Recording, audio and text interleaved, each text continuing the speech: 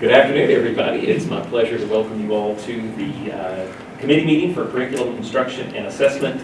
We have a couple of items, an action, discussion item and a review item. And first up, we're going to have a request for an alternative model of school-based decision-making for Adair County High School. Associate Commissioner Kelly Foster is here to present this item. All right, thank you. And I think that's pretty much what that is.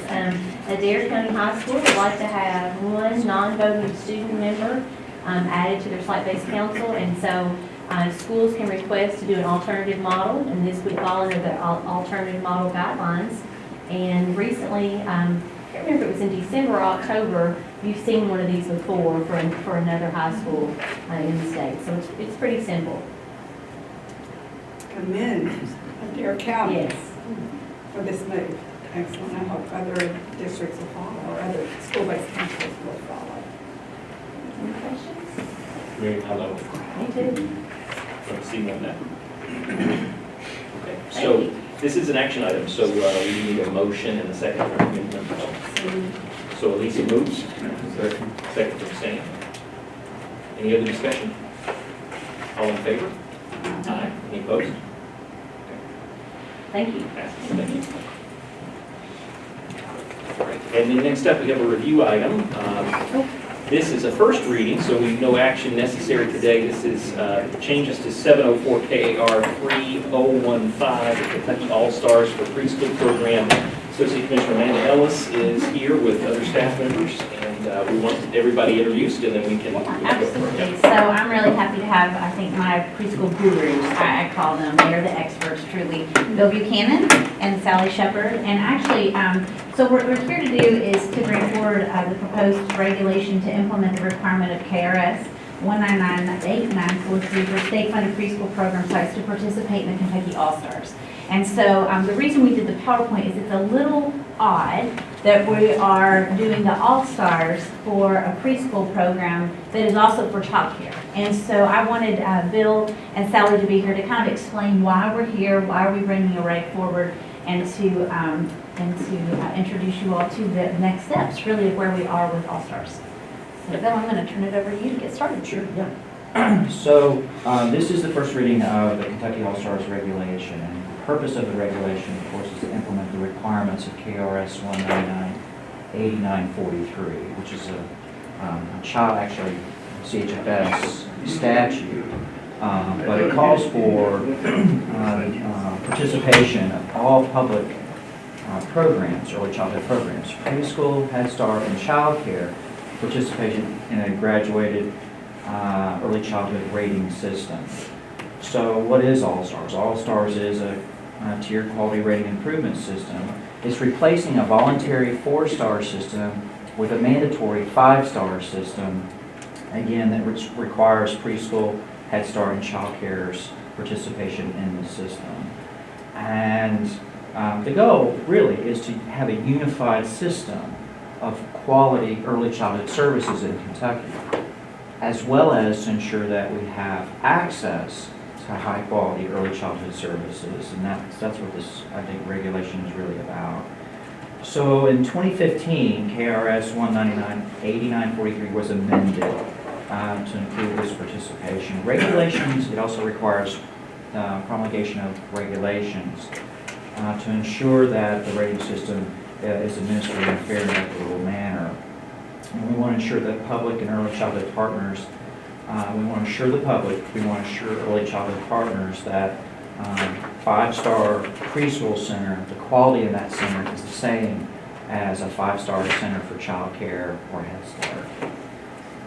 The regulation itself is divided into 9 sections. And so I'm going to kind of quickly go through those sections. We'll have opportunity to talk about them. These sections are somewhat aligned to the sections in the draft child care regulation 922 KR 270. The first section defines the terms used in administrative regulations. So you'll find items related to the domains, the Kentucky All-Stars rating system, and so on in Section 1. Section 2 requires that state-funded preschool programs achieve at least a 3-star rating. This is a 5-star system, as I said. We expect that state-funded preschool programs will participate at either levels 3, 4, or 5, simply because if a preschool center is meeting all requirements of the preschool program, they automatically enter the system at 3 stars. So we believe our regulation should be stated in that way. Section 3 requires that KDE use criteria developed with CHFS and GOC determine preschool sites' ratings. And we're incorporating by reference the Kentucky All-Stars rating system, and that's where we find the point value system. We're incorporating that point value system by reference. Section 4 requires that sites verify performance annually with KDE, and this information is necessary to ensure that sites are meeting standards each year, represented by the star level that they've been rated at. Section 5 outlines the renewal process. Section 6 identifies potential conditions requiring reevaluation of a site certification. Section 7 identifies actions KDE may take if a program site does not meet regulatory requirements. Could you talk about that just a little? Yeah, so if a site doesn't meet requirements, we need to have in place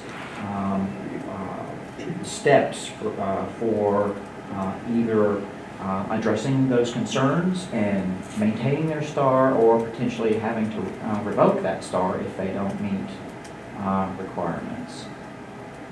So an improvement plan, basically. They submit an improvement plan for your approval. Correct. That's a possibility. And specific evidences are already having to be submitted in visits to even acquire your star. Right. So it's pretty lengthy using the different assessments that they do and the evidences and visits that they have to make to even acquire the star that they have. So it's a combination of self-assessment and on-site visits. And if you're a 3-star and you don't meet, then you have to close with those then? No, you don't close. So it would be, we would work with them. So depending on what it is. So for example, they're not really allowed to demand a social security number. That just takes some technical assistance saying you need to change your forms and you can't demand it. You can ask it, but you can't demand it. So that's very different than say that there was some type of safety issue. So then we would have to work with them a little bit more on the safety issue until we get that rectified the way that it needs to be. So they you would meet work with them regulations. until it's rectified that? Yes, That's what definitely. Because not only are they, the quality is not there, they're not even meeting regulations. So we would work with them anyway if they're not meeting that regulation. Because the 5-star program, which is so different with this, is that it's also for childcare. And the childcare, if it's private, it's voluntary. But if it's public, it has to participate. And so I think that's where it's a little different, because public funded, state-funded preschool has a lot more rules around it, and we haven't always been unified. So this is the part of that unification, which is unique, but the right movement, towards quality. So, yeah. Actually, before I move on to section 8 and 9, I probably should say a little bit more about how that point structure works, right? Is that there are 4 domains in the Kentucky All-Stars system, and there are also mandatory classroom evaluations that have to occur, environmental assessments of those classrooms. And at the higher levels, at 4 and 5, there are scores associated with those classroom evaluations that are expected. So, that's an important part of this system. Let me, however, move on. Let me move on and talk a little bit about Section 8, just to say that it outlines the appeal process. So if there are concerns that KDE may revoke or take action against a site, that there is an appeals process in place, and actually that's required by the statute. Section 9 incorporates the Kentucky All-Stars rating system by reference. So I want to next say a little bit about the timeline. So Today is a first reading. This is just a draft. It's an opportunity to discuss what we're presenting today. We do want to say that this regulation has been shared with LSAC and was received favorably. The members did ask KDE a couple of questions. They were concerned or had questions about our ability to implement this system with minimal fiscal impact on districts and KDE. Could that be achieved? And they asked if verification of the annual performance, what each site is doing to maintain, to demonstrate that they're maintaining 4 or 5 stars, 3 or 4 or 5 stars, could that be met through the district funding assurances that superintendents sign each year? And we said we would explore that and see if those are, if that is possible. We've also received comments from the Cabinet for Health and Family Services. They've provided us with feedback, and we're now evaluating that feedback to make potential changes to the draft moving forward. Also, we have met with our early childhood shareholders, the Governor's Office of Early Childhood, the Early Childhood Advisory Council, and the Cabinet to develop a memorandum of understanding. This will be an agreement between the agencies clarifying KDE's role in promulgating quality rating improvement system for preschool. Again, the statute does not clearly establish that authority to KDE. It actually rests at the moment with the Cabinet. However, the Cabinet is basically delegating that responsibility to us. That's why we have a separate preschool regulation. And we're wanting to clarify that through an MOU. And also we want to ensure that we're committed to interagency cooperation. And it would be absolutely essential in sustaining a unified quality rating improvement system beyond the life cycle of the Race to the Top Early Learning Challenge grant. It's not on the PowerPoint, but we will in March meet with the Early Childhood Advisory Council and share the regulation with this group for feedback. We'll be back again in April to provide you with a revised draft based on all the input and feedback that we've received with changes. We anticipate a public hearing in May. In June, we would expect that the regulation would be reviewed by the Administrative Regulation Review Subcommittee and that the regulation would be adopted as soon as July or August. So that's a very quick synopsis of what's in the regulation. We had a couple additional slides too, because we may have had some questions about, well, where are we now in terms of the state with implementation of QRS for preschool. And that you find there's a map. It divides, of course, our state in terms of the services that we provide to the school districts into 5 regions. And Sally, I don't know if you wanted to share a little bit about that, or just to say that we're making great strides in terms of the percent of preschool sites achieving 4 or 5 stars. We're Do you have at those numbers? 74% now statewide. Statewide, we're at 74%. 74%. And typically, it's not that they did not go to a 4 or 5, it's that they have not participated in order to move ahead. They've declined. In the Callaway and Simpson regions, they're at 100%. So all of their sites have moved up to either a 4 or 5 star level. So with that in mind, we have shifted all of our resources and our technical assistance to the other 3 regions. Berea and Ashland are around 63%. These percentages were in December. That's actually gone up a little bit. Anderson, which includes Jefferson County, and we've been working kind of hand in hand very specifically with Jefferson County through the whole process, is the lowest at 55%, simply because Jefferson County is a huge beast. We've really been working hard. Most of their sites in Jefferson County have every type of configuration that you can think of. Blended programs, standalone licensed childcare programs, preschool programs. So they have been helping us work through some of the issues that we may see in other sites across the state. So they're a little bit slower going through. We've shifted our RTT consultants. We have 2 consultants remaining until December, and also the program manager that's housed here at KDE.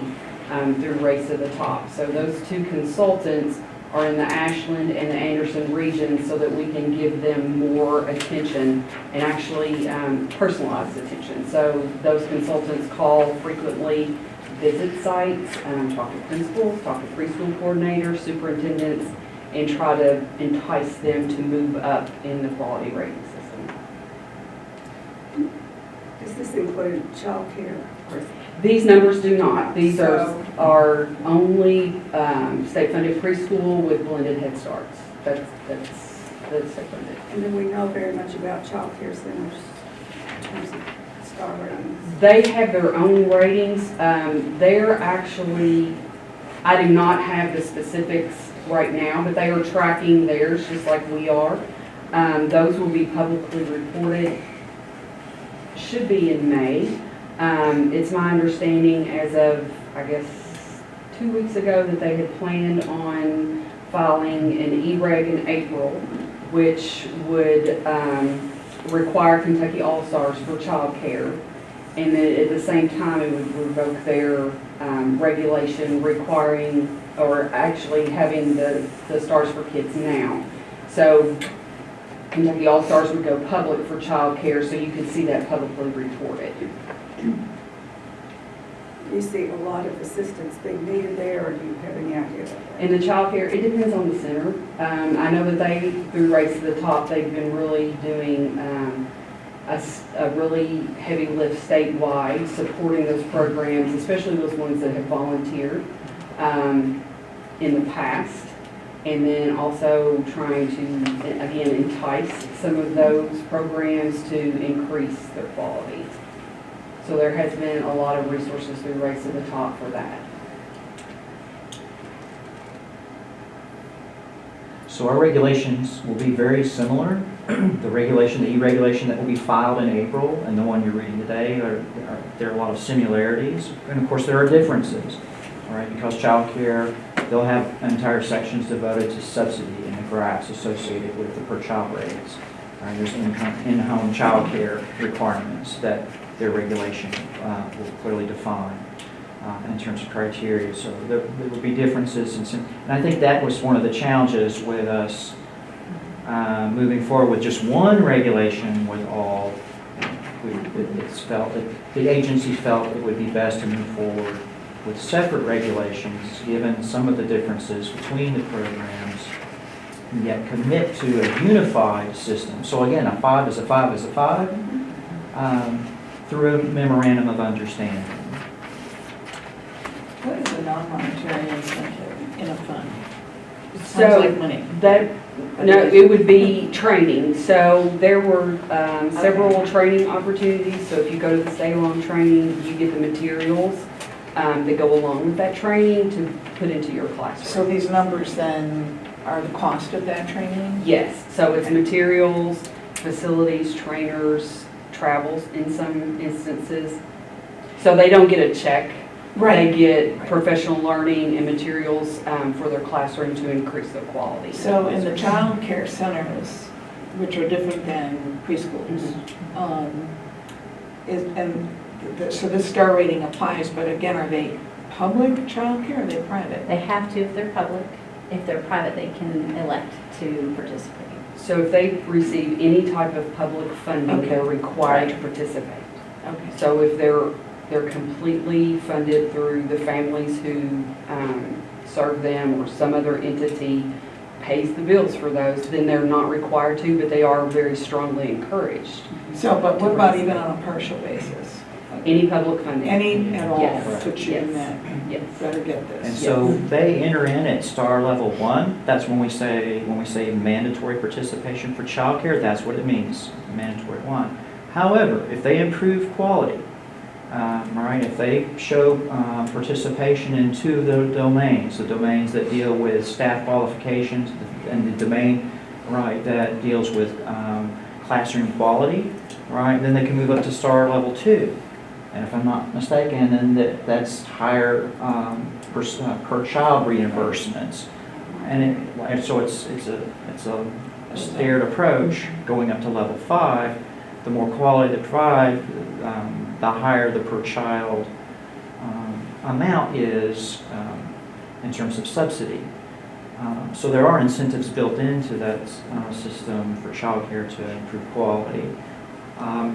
We don't have those kinds of same incentives. We don't award, that's not the way funds are distributed, as you know, to state-funded preschool programs, right? And as we've shared, just to meet basic requirements, they automatically enter at level 3. So that was one of the cabinet's comments to us was, are we creating a 3-star system?